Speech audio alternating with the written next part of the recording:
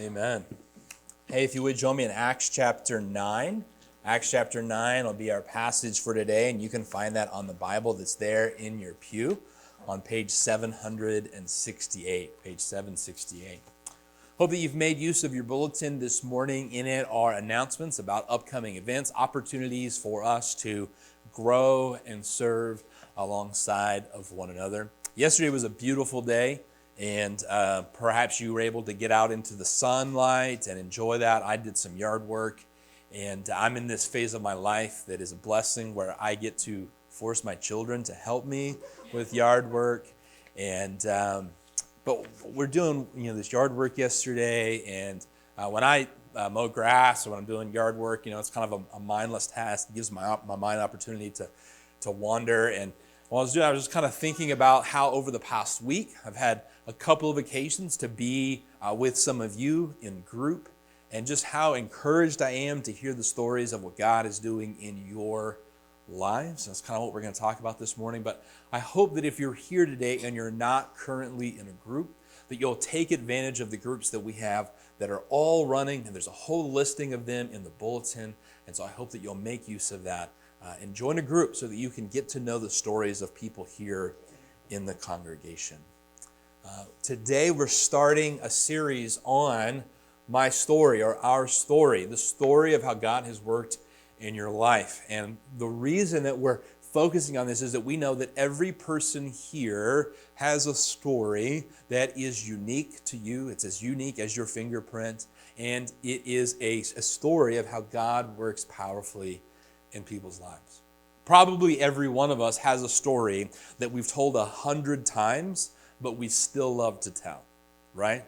It's so funny, or it's so moving, or so important to us that even though we've told it again and again and again, we love to tell that story. And probably all of us have a movie or a book that we like so much that we enjoy watching it or reading it again. Like, there are movies that I have seen numerous times that I love, that if it's on this afternoon and I'm like flipping channels and I see it, I'm going to stop. My wife would go, "Haven't you seen this one?" I'll be like, "Yeah, a dozen times, but isn't this so good? Isn't this great?" There's a podcast that I listen to. It's called The Rewatchables, and the whole premise of the podcast is movies that are rewatchable, that they're so good that you will watch them again and again and again. In the book of Acts, there's a story that's told multiple times. It's the story of Paul's conversion.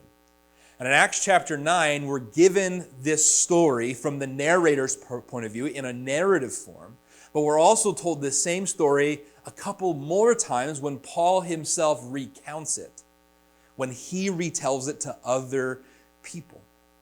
And Acts is this history of the beginning of the church, and it can only be so long, and there's so much to include, but it tells us the same story multiple times. Why? Because I think God was trying to communicate to us that there is a power, there's an evangelistic opportunity in telling the story of how God has worked in our lives.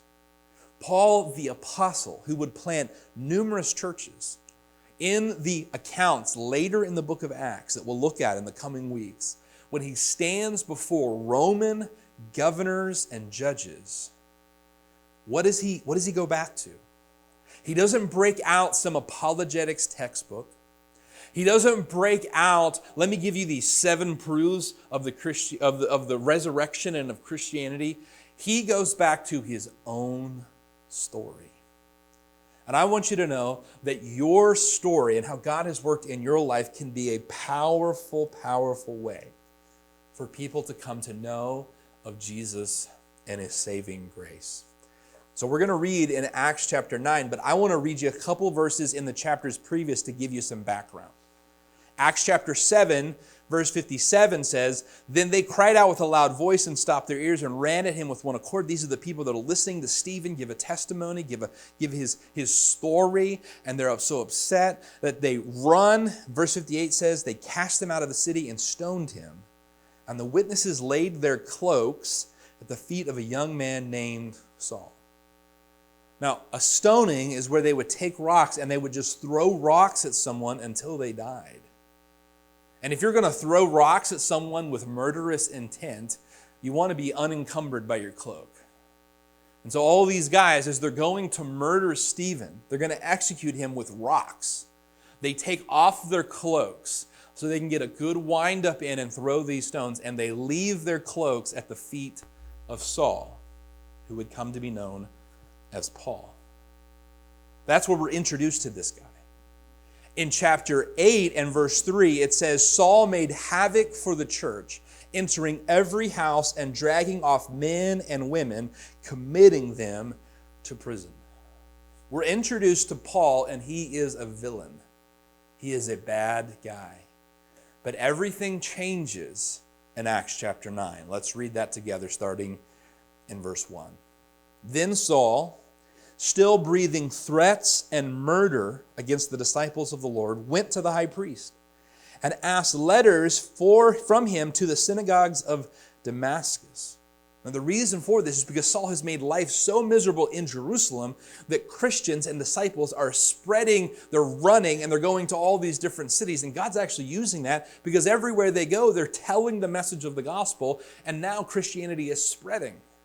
And so Saul wants to stop this, and he asks for permission to expand his jurisdiction. He wants to go to the next city and find Christians. So if he found any who were of the way, and the way is how Christianity was referred to early on, whether men or women, he might bring them bound to Jerusalem. He's asked for warrants so that he can go to the next city, find Christians, put them in shackles, and bring them back and throw them in prison. And while he's on his way, verse 3 says, as he journeyed, he came near Damascus, and suddenly a light shone around him from heaven. Then he fell to the ground and heard a voice saying to him, Saul, Saul, why are you persecuting me? And he said, who are you, Lord? Then the Lord said, I am Jesus, whom you are persecuting. It is hard for you to kick against the goads. So he, trembling and astonished, said, Lord, what do you want me to do? Then the Lord said to him, arise and go into the city, and you will be told what you must do. And the men who journeyed with him stood speechless, hearing a voice but seeing no one. Then Saul arose from the ground, and when his eyes were opened, he saw no one. But they led him by the hand and brought him into Damascus. And he was there 3 days without sight, and neither ate nor drank. Authors and movie producers know that we love a good story. In fact, there are times when I am preaching and I can see your eyes drifting or your head nodding, and I'll say, I need a story. And I tell a story and you re-engage because we love a good story. But authors and movie producers know that if they're going to capture your attention for the full novel, or for the full hour and a half to 3 hours, however long the movie is going to be, they've really got to capture your interest in the first 10 minutes or 10 pages. 10 minutes or 10 pages. And it's for this reason that movies will often change up the timeline. You'll be watching a movie and it starts with this intense scene of action, some explosion, something that really catches your attention, and then they go back and they tell you the story of how it came to that. They do that because they know if they start back here with the background, that you'll have tuned out by the time they get to the really interesting part. The same is true when we're teaching, when we're preaching. We have to engage, capture your attention. Luke engages us by telling us Paul's background and introducing him to us as a villain. This same guy who is going to go and plant all of these churches, how does he start off? He starts off as an opponent, a villain against the way. And what we have here is we have the same format that every testimony should follow. Every story, when you're telling your story of how God has worked in your life, you should follow the same format. My life before Christ, how I met Christ, my life after Christ. My life before Christ, how I met Christ, my life after Christ. So Luke tells us what Paul's life was like before Christ.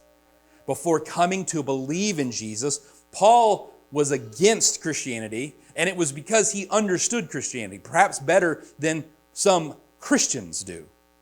And he didn't like what he knew about Christianity. You see, Paul would refer to himself later as a Pharisee of the Pharisees, which means that he had done all of this work to earn religious status, to be somebody in the Jewish church. And the message of Jesus was that it didn't matter how much of the law he kept, that he still was imperfect. And that because of Jesus, everyone could be made righteous, even the sinners, even the thieves, even the prostitutes. What the message of Jesus meant is that Paul's status, that he had worked so hard for, was meaningless. And all the things that he had built his life upon, all the things that he had tried to form his identity with, of being the most zealous, being the most religious, being this leader, being someone who was impressive, all of it was meaningless to the message of Jesus Christ. He'd worked hard for his religious status. Because of the message of Jesus, in the message of Jesus, that status meant nothing. And Paul became so zealous for this that chapter 9, verse 1 says that he was breathing threats and murder against the disciples of the Lord, meaning his every breath, his life's mission, what he had made his life about was working against the disciples of Jesus Christ. Now, the tension that's created here in this moment is that clearly Paul's life was one way, and now it's different. What could have possibly made that difference? There has to be some dramatic change. How does that happen? When people who know our lives today hear that we used to be very different, it should create a tension in their mind. How is it that they used to be so different and now they've changed? Because there's something that everybody wants. Everybody wants to be able to change their life. Right? Think about all the advertising you see all the time. It's constantly promising you that you can be different. You can be younger. You can be thinner. You can be richer. You can be happier. People love the idea of being able to change their life. And so when they hear that someone's life has actually changed, they want to know, what's the secret? How is it possible? They want to know what changed. Now today, we're not only going to study this in Paul's life, we're also going to look at the story of someone here in our congregation, Amy Dawson's life. 5 years ago now, we put together a testimony, a video of Amy's testimony, and we followed the same format. Amy's life before Christ, how Amy met Christ, and Amy's life after Christ. And so we've broken her testimony down into 3 short video segments, one for each part of that outline, and we're going to show you that first one now, so you can see what Amy's life was like before Christ, and then we'll move on. You know, as a kid, I always, for some reason, just felt not good enough, maybe not smart enough, not pretty enough, just not enough. So I just tried to basically get in where you fit in, you know. I just felt like I fit in with not the crowd that was doing right, and I don't know where that came from, but that was early on for me. I remember being young and just wanting to be grown. I just thought I could do things on my own and be grown, so I made some really bad choices. Anything that my parents told me not to do, I wanted to do. I think marijuana, and then alcohol was a big one, and then it escalated to methamphetamine. You know, it made me feel like I could do more things, and I was sharper, everything, and I didn't feel like I was hurting anybody. I didn't feel like anybody knew, you know, and it just escalated for so long. I think it was 2001. All this fear came up in me. It was after like 9/11. I remember wanting to pray and wanted to change, and Satan already came in and was lying to me and told me I couldn't, you know, be this person that I would have to be a Christian. And immediately, I just wanted to hold on to part of my life and give him some of it, and you can't do that.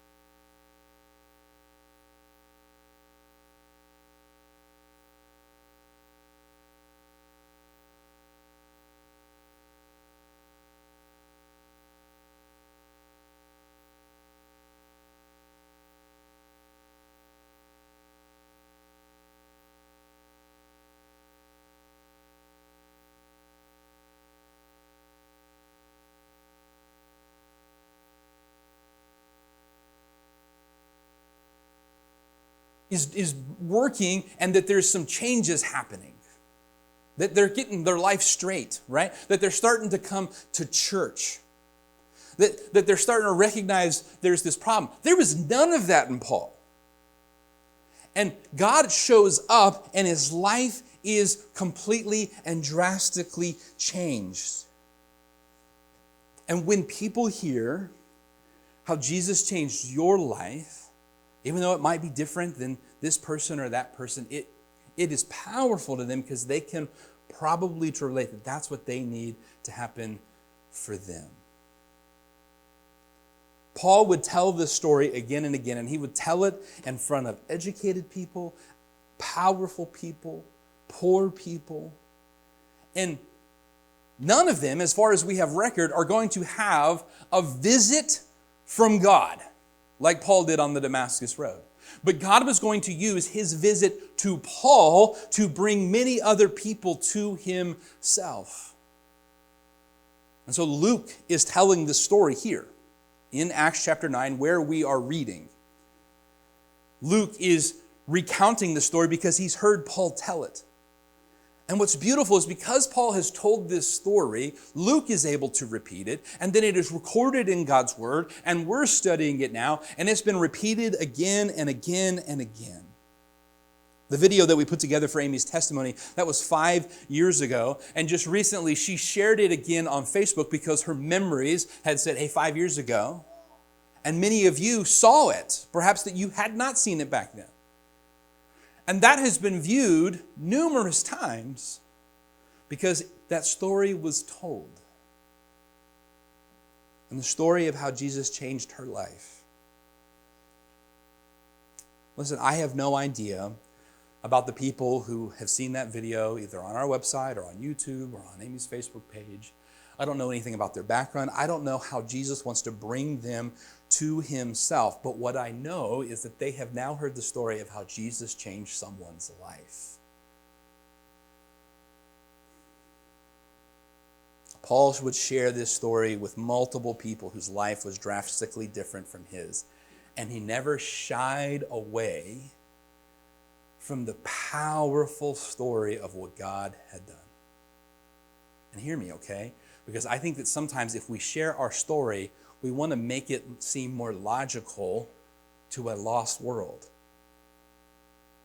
We want to explain how it is that God made this. We just need to tell them the story that Jesus did this. Paul was not ashamed of the fact that God showed up as a bright, shining light and completely changed him. In one moment, he was a guy who was against the way, trying to arrest Christians, and the next moment he's saying, Lord, what do you want me to do? There's this powerful transformation. And so in Amy's video, she shares how her life was before Christ, and then she shared how she came to know Christ. So let's watch that together. Steve and I got in some trouble, and he got in trouble actually, and it seems like I got worse after that with my addiction, and just, I don't know what happened. It kind of spiraled. And he was already in jail, and so I was facing going to jail, and then my kids would definitely know what was going on, and I cried out to God. I just asked for his help. Right away, I got into drug court and went into rehab. And I remember being in rehab on a Friday night women's meeting, and just, I felt broken, and I needed help, and I didn't know how to live life and be sober. And these women, they were, I could hear myself in their stories and in that book they was reading, and this was all in the first night. And I just asked for help, and by the time I got back to treatment that night, one of the women in the meeting called and asked me if I wanted to go to the retreat, because they were having a retreat and that they would pay for it. And I asked drug court, and they usually don't let you do things like that, but they let me go. And that's where I surrendered to God with my addiction. I just begged him to take it from me, because the obsession to use and drink was really strong. You know, that's all I had ever known. So that weekend he took it. I didn't ever have a desire to pick up methamphetamine ever again. So God started working even then, before I all the way surrendered to him. So it's good. It's so good. I edited that video. I shot that video. I cut the video into 3 different parts this morning. I know that story, okay? Every time I hear it, I become emotional.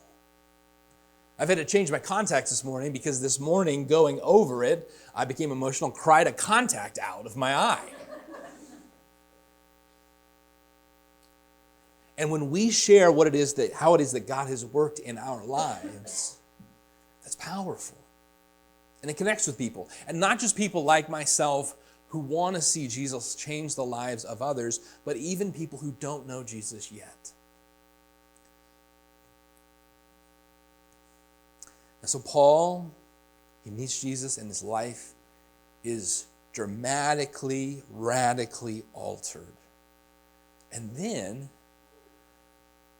Paul's life becomes the script for so much of the rest of the book of Acts and the New Testament. Paul gets a lot of New Testament content that tells about how his life is different, what he gives himself to. And listen, you cannot tell people everything that God has done in your life since you came to know Christ, because people don't have that much time. And even as interesting as it might be, you can't communicate all that. But here's what you do get to do instead. You get to live it out in front of them. They get to see that at work in you. And by the way, this part of the story shouldn't be that surprising to people who know you. No one should come to the end of your testimony and go, really? God's at work in your life. Okay. Right? That part of your testimony should not be a plot twist or a surprise ending. We're talking about our testimonies in the context of the story of coming to know Christ. But the Bible uses the word testimony in reference to our conduct or our daily lives. So when we share, this is who I was before Jesus, and then I came to know Jesus, now I'm living out who I am after meeting Jesus. And that's a testimony that is ongoing. Our testimonies carry weight when they're connected to a life that reflects that ongoing change. It's obvious that we're different from who we used to be because of the way that we live now. On that podcast that I was referring to, where they talk about movies that are rewatchable because you love to watch them again and again. They have some things that they talk about for every movie, and one of them is what happened the day after. Because, a movie ends, well, what happens after that? And occasionally we find out with a badly done sequel, right? It never really lives up to what we had thought of or dreamed of, right? But when it comes to our story of how God has changed our lives, people get to see that because we continue to live it out in front of them. As powerful as Amy's story is and how her life was before Jesus and then meeting Jesus, my favorite part of the story is the ending of what her life is now that she knows Christ. So let's watch that together now. While I was in treatment, Steve, his mom, and my kids, they all came to church Easter Sunday, so God was already working and I didn't know it. I think it was back to church Sunday. When I came back to church, immediately I just felt God tugging on my heart, and this time I wasn't going to ignore it. And I think right away God sent Brandy, and we were in meetings together. And God is just so awesome how He works. And throughout my life, I've seen Him. He says, "Be still and know that I am God." And when I was still, I could see all the times that He chased me. And He never gave up on me. Another cool thing that's happened to me, I got to speak for drug court after I graduated, and they had expunged other people's records, and I hadn't gotten mine yet. And I had asked the prosecutor, and she said to call me. So I called her. It was a while later, and she's like, "Well, no, they didn't expunge it, but we're going to work on it, and we're going to get it taken care of." And I have. It's like what God says He does for our sin. It's gone. It's like it was never there. Through this journey of my sobriety and walking with Christ, so much life has happened. My daughter had a baby. She's about to turn 7 years old. I've got 9 grandkids. None of them have ever seen me under the influence of alcohol or drugs. My parents, they come to church now. They're the ones that first brought me here. And God's working in their life. My mom just got baptized last year. My dad is strong in the church. I've got a strong relationship with my husband. He's sober. Life is so good. I just can't even tell you all the blessings. It would take too long. I get to make a living amends with my children. I've got to show them that you can get sober and you can live for Christ.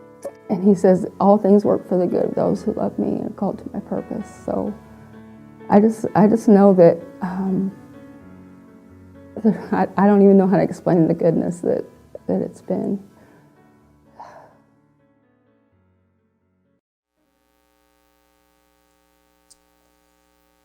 In speaking of what her life is now that she knows Christ, Amy says that she gets to do a living amends. And if you're not in recovery or familiar with recovery, you might not really understand what that means.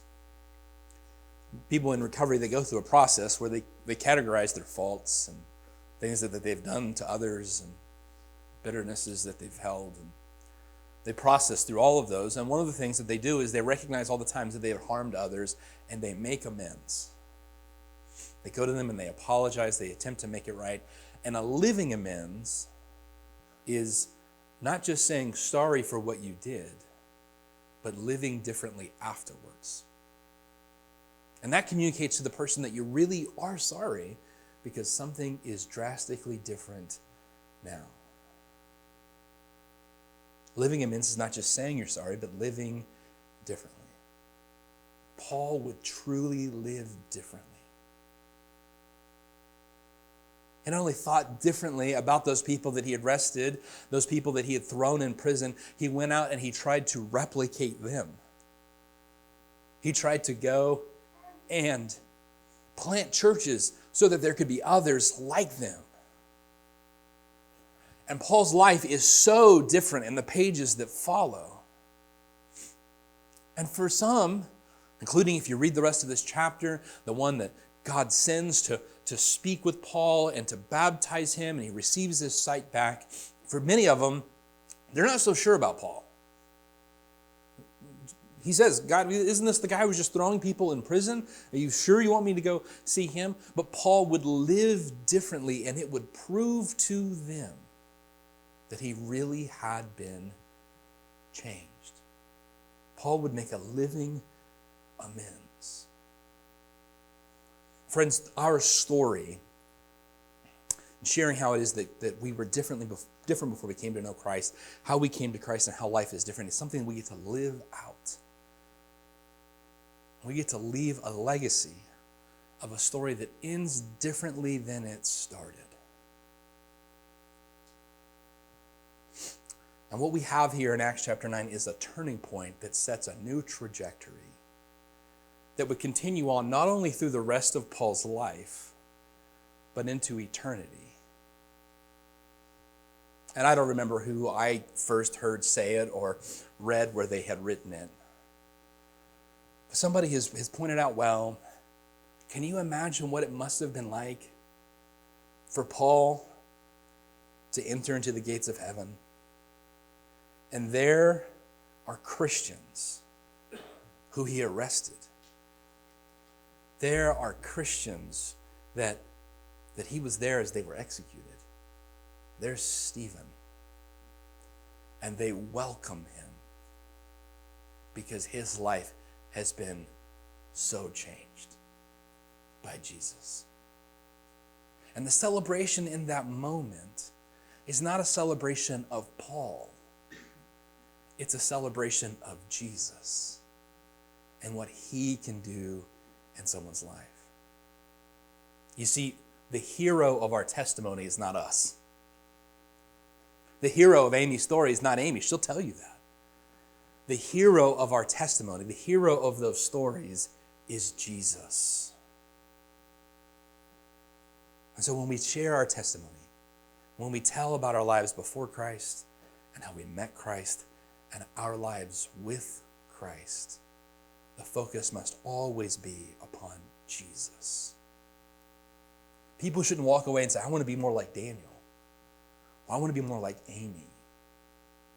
They should walk away and say, I need Jesus. He's the difference maker in our lives. Paul would make that clear throughout his life, showing people that they needed Jesus. Would you bow your heads with me? I'm going to bring our sermon to a close here. It might be that through the message or through hearing Amy's story, you've recognized your need for Jesus. Friend, I want you to know that he longs to welcome you. He longs to make a difference in your life. I'm going to pray, and as I pray, I want you to know that this altar is open. You're welcome to come, and we would love to pray with you or point the way to Jesus. It might be that you're here and you are a believer. You've put your faith and trust in Jesus, and you're just thankful for the difference he's made, and you want to give him praise. Lord, I ask that you'd work in our hearts in these moments. Lord, we respond to your work, your calling out to us. And Lord, help each of us to know how we can share the story of how you've worked so mightily in our hearts and lives. And we pray these things in your name. Amen. If you would stand with me, we're going to remain in this spirit of prayer. And if God is working in your heart and you'd like to come forward to the altar, it's open. We happily pray with you. If you want to sing God's praises however you feel led as the team leads us.